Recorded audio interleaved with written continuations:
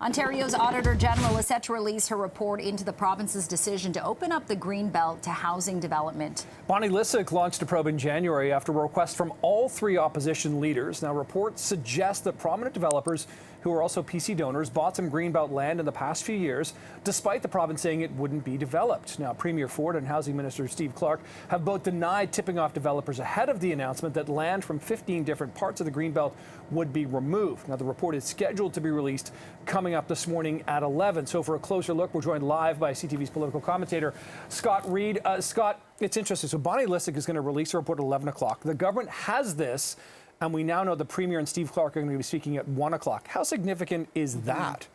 The tell is that they're holding a news conference. This is not a nothing, all right? If they were going to hold a press conference, given that they're holding a press conference, it tells you that the government is taking this very seriously. It means that they're moving immediately into damage control. It means that they didn't, for example, want to say, well, let's see how this plays. Let's let the report land. We'll see how the media report it, whether or not it captures public interest, and then we'll determine whether or not to respond. No, they know there are serious charges here, obviously. They are going to get in the news cycle immediately. I think it tells you that this is a big deal. Okay, so what are the repercussions, Scott, if this report, this investigation does find that there is evidence, some of these developers were tipped off, years and even as recent as 2022 that, the land was bought? Well, they could be severe. They could be severe in that there could be all sorts of processes that are unleashed. We already have the OPP investigating the anti-racket squad. I mean, that's something you don't want to be around if you're a politician. Anti-racket sounds bad. Yeah, you've got the Integrity Commissioner doing an investigation parallel to this. So, I mean, they could be really significant, and you could end up with a road full of jeopardy going forward. But obviously, in addition to that, I think we've got the beginning of a political issue now, because to date, it's been contained essentially to media, to a bunch of political observers. Did something happen? Did something not happen? Sort of brushing it away. Well, now if there are findings that are serious enough that the government feels it needs to respond to, then that suggests that this is going to be a fully break into a political controversy for the government.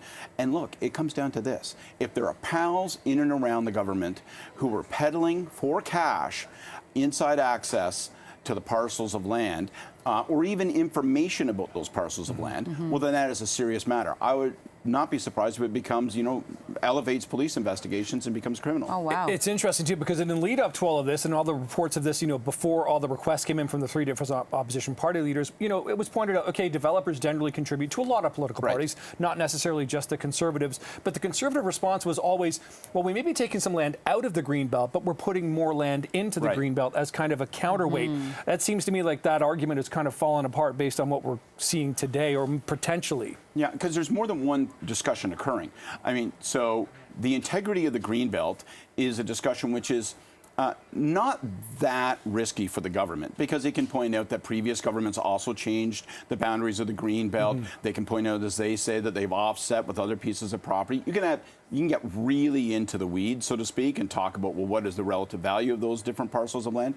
But that's not that risky. It's kind of a muddy story. But if this is a story, and we don't know, we will know at 11, if this is a story, if this is the beginning of a story about people who know this government well, having inside access to information that permits them to profit, then that is a whole other kettle of fish.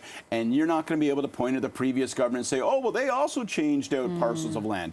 This is a full-blown, and I would say the first, real full-on political controversy, real full-on first political dynamite that Doug Ford's going to have to juggle. Bigger than the Winnebago. Yeah, and they possibly can't hold on to that pledge to build 1.5 million homes in 10 years as something, as a reason. Well, we're going to hear a lot about that. But, critics also point out, well, really, Greenbelt is a zillion years, even if you were to use those properties. I mean, they might have value to a developer because they see the long-term benefit.